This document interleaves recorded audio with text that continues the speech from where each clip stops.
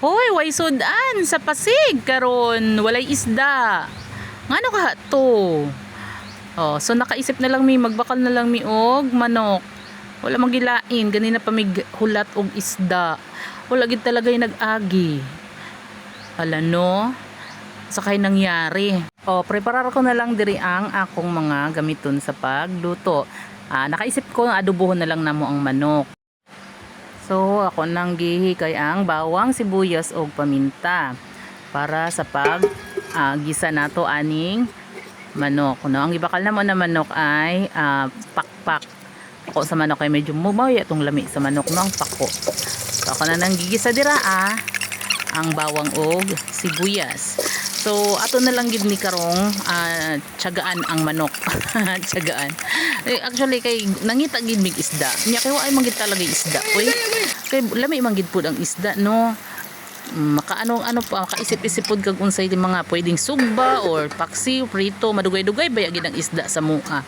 Makabakal mig sad ka kilo mo, medyo maduhaan pa gid na kaadlaw sa mua.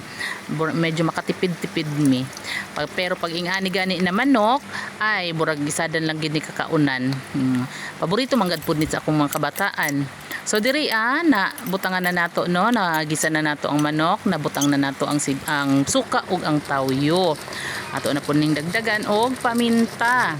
Di lang nako kaayo damuon ang paminta kay magkasab-an na pud ta sa atong kaanakan ani ug mapaakan daw nila ang paminta kay halangan man in tawon ay. So ato na lang nang gamay-gamayan og butang.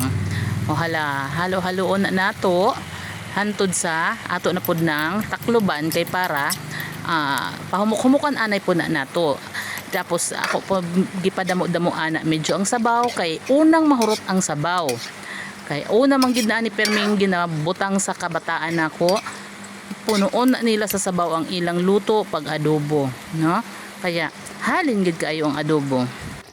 Okay, medyo pwede na siya diri Okay na to. Sakto na. Kainan na.